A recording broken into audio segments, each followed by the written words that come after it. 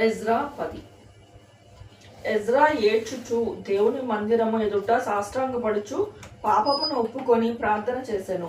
ఇజ్రాయేలులో పురుషులు, స్త్రీలు, చిన్నవారు మిక్కిలి గొప్ప సమూహముగా అతని యొద్దకు కూడి వచ్చి బహుగా ఏడవగా, ఏలాము కుమారులలో ఒకడును యెహీయేలు కుమారుడైన షెకన్యా ఎజ్రాతో ఇట్లనెను: మేము దేశమంతుండు అన్యజనములలో స్త్రీలను పెండ్లి చేసుకొని మా దేవుని దృష్టికి పాపము చేసేది. అయితే ఈ విషయంలో ఇజ్రాయేలు తమ నడవడి దిద్దుకొందురని నిరీక్షణ కద్దు. కాబట్టి ఈ పని ధర్మశాస్త్రానుసారముగా జరుగునట్లు ఏలిన వాడవైన నీ యోచన బట్టియును దైవాజ్ఞకు భయపడు వారి యోచన బట్టియు ఈ భార్యలను వారికి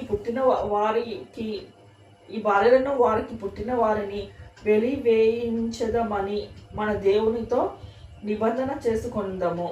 లెమ్ము, ఈ పని నీ ఆధీనంలో ఉన్నది, మేము నీతో కూడా ఉందుము. నీవు ధైర్యం తెచ్చుకొని దీన్ని జరిగించినట్లుగా ఎజ్రా లేచి ప్రధాన యాజకులను, లేవీలను, ఇజ్రాయేలు అందరూ ఈ మాట ప్రకారము చేయనట్లుగా వారి చేత ప్రమాణము చేయించాను. వారు ప్రమాణము చేసుకొనగా ఎజ్రా దేవుని మందిరం ఎదుట నుండి లేచి ఎల్యాషీబు కుమారుడైన యోహానాను యొక్క గదిలో ప్రవేశించెను. అతడు అచ్చటికి వచ్చి చెరబట్టబడిన వారి అపరాధమును బట్టి దుఃఖించుచు భోజనమైన పానమైనను చేయకుండెను. చెర నుండి విడుదల పొందిన వారందరూ యెరూషలేమునకు కూడి రావాలనని యూదా దేశమంతటి యందును యెరూషలేము పట్టణమందును ప్రకటన చేయబడిను. మరియు 3 దినములలోగా ప్రధానులను పెద్దలను చేసిన యోచన చెప్పున ఎవడైనను రాకపోయినలా వాని ఆస్తి దేవునికి ప్రతిష్ఠిత మగునని వాడు విడుదల నొందిన వారి సమాజంలో నుండి వెలివేయబడునని నిర్ణయించిరి. యూదా వంశస్థులందరూ బెన్యామీనులందరూ 3 దినములలోగా యెరూషలేమునకు కూడి వచ్చిరి.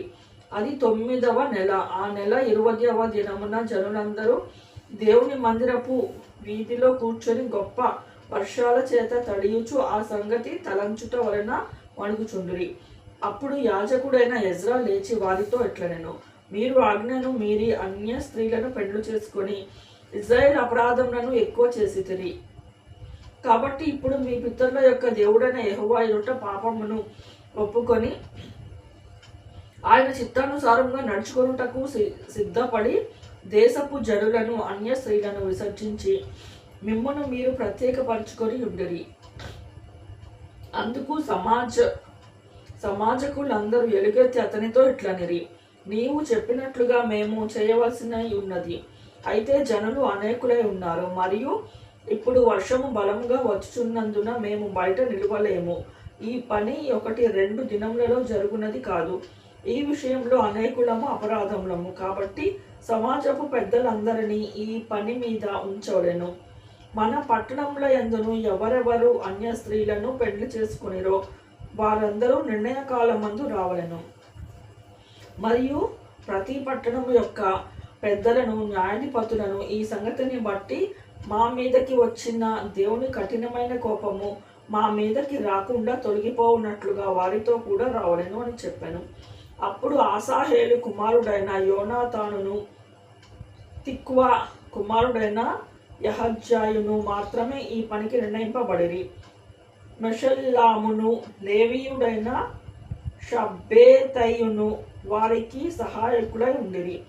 చెర నుండి విడుదల పొందిన వారు అట్లు చేయగా యాజకుడైన ఎజ్రాయియును పెద్దలలో కొందరు ప్రధానులను వారి పితరుల ఇంటిని పేరులను బట్టి తమ తమ పేరుల ప్రకారము అందరినీ నేరుగా ఉంచి 10వ నెల మొదటి దినమున ఆ సంగతిని విమర్శించుటకు కూర్చుండిరి. మొదటి నెల మొదటి దినమున అన్య స్త్రీలను పెండ్లు చేసుకున్న వారందరి సంగతి వారు సమాప్తము చేసిరి.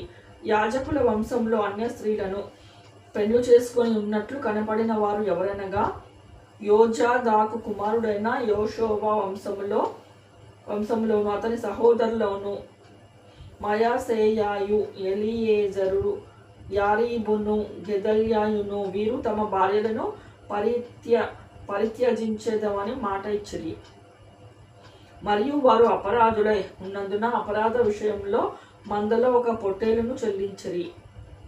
అమ్మేరు వంశంలో హానాని, జబద్యా, హారీము వంశములో మయాసేయ, ఏలియా, షెమాయ, యెహీయేలు, ఉజ్జియా. పషూరు వంశంలో ఎల్యోయేనై, మయాసేయ, ఇస్మాయేలు, నెతనేలు, యోజాబాదు, ఎల్యాసా. లేవీలలో యోజాబాదు, షిమి, కెలీదా అను కెలయ, పెతాహాయ, యూదా, ఎలియేజరు. గాయకులలో ఎల్యాషీబు. ద్వారపాలకులలో షల్లూము, తెలెము, ఊరి అనువారు. ఇజ్రాయిలలో ఎవరెవరనగా ఫరోషు వంశములో రమ్య, ఇజ్జియా, మల్కియా, మియామీను, ఎలియేజరు, మిల్కియా, బెనాయ. ఏలాము వంశంలో మతన్యా, జకర్యా, యెహీయేలు, అబ్ది, యెరేమోతు, ఎలియా. జత్తు వంశంలో ఎల్యాయేనై, ఎల్యాషీబు, మతన్యా, యెరేమోతు, జాబాదు, అజీజా. జేబై వంశములో యెహోహానాను, హనన్యా, జబ్బయి, అత్లాయి. బానీ వంశంలో మెషుల్లాము, మల్లూకు, ఆదాయ, యాషూబు, షెయాలు, రామోతు, హాత, సహత్మో యాబు వంశంలో అద్నా, కెలాలు, బెనాయ, మయాసేయ, మతన్యా, బెసాలేలు, బిమ్నాయి.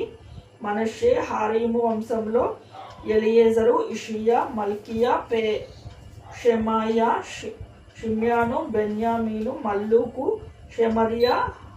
హషూము వంశంలో మత్తెనై, మత్తాత, జాబాదు, ఎలిఫేలేటు, ఏరీమై. మనష్షే, షిమి. బానీ వంశంలో మయాదై, అమ్రాము, ఊయేలు, బెనాయ, బెద్యా, కెలూహు, వన్యా, మెరీమోతు, ఎల్యాషీబు, మతన్యా, మెత్తెనై, యహాసేయావు. బానీ, బిమ్నాయి, షిలెమ్యా, నాతాను, ఆదాయ, మక్నద్బయి, షామై, షారాయి, అజారేలు, షెలీమ్యా, షెమర్యా, షల్లూము, అమర్యా, యేసేపు. నెబో వంశంలో యెహీయేలు, మతిత్యా, జాబాదు, జెబీనా, యద్దయి, యోవేలు, బెనాయ అనువారు. వీరందరూ అన్య స్త్రీలను పెండ్లి చేసుకుని ఉండిరి. ఈ స్త్రీలలో కొందరు పిల్లలు కలవారు.